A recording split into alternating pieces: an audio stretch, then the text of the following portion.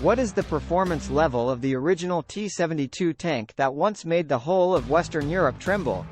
The main tank T-72 of the Soviet Union in the 1970s was composed of a torrent of steel. In the 1970s, when the Cold War was the most intense, it was always the sword of Damocles hanging over the Western European continent. So the performance of the T-72 tank is in the end. At what level? The T-72 main battle tank was developed by the Soviet Union in 1967 and equipped with the Soviet Army in 1973. The design of the T-72 tank inherited the consistent combat thinking of the Soviet Army, which was to overwhelm the opponent with a numerical advantage. So the biggest feature is that it is very convenient for mass production. In fact, the output of T-72 main battle tanks has exceeded 25,000, which is the largest output of main battle tanks after World War II. The T-72 retains the unique low profile of Soviet-made tanks and the tradition of focusing on firepower. It is equipped with a 125mm large-caliber tank gun and a series of advanced equipment, such as gun-launched missiles and automatic loading machines. The T-72 tank debuted at the Red Square Military Parade commemorating the 60th anniversary of the October Revolution in November 1977. It can be regarded as the prototype of the third-generation tank. However, during the T-72 service, until 1985, the main opponent of the T-72 was still the second-generation Western tank M60, the Merkava 1 and 2 and their improved models, and the T-72 was defeated. These opponents still don't have much problem. However, the T-72 can only compete with the early third-generation Western tanks, such as the M1 basic model.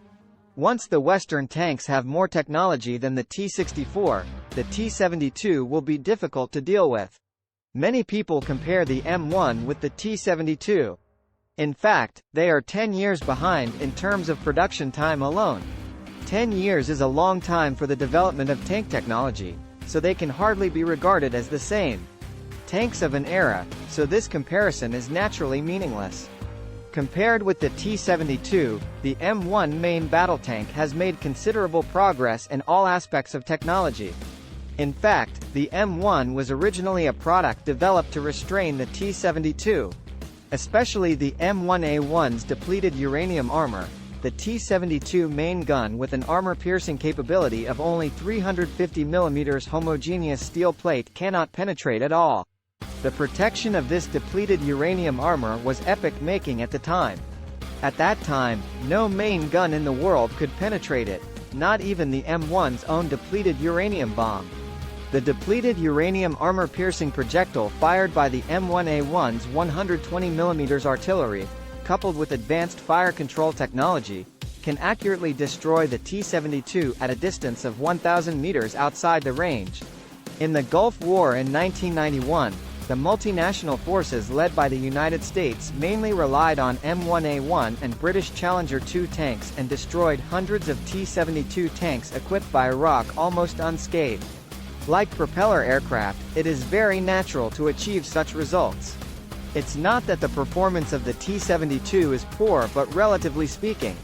Of course, there was no chance of winning against M1A2, Challenger, Leopard 2, and Type 99 tanks in the 1980s.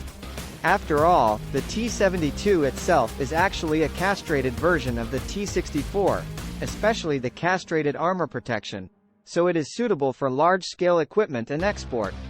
But in the second half of the 20th century, there was no large-scale tank battle with a torrent of steel.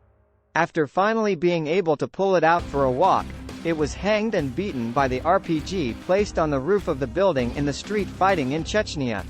In the Gulf War, it was completely crushed by the multinational forces led by the United States, integrating air and ground with high technology.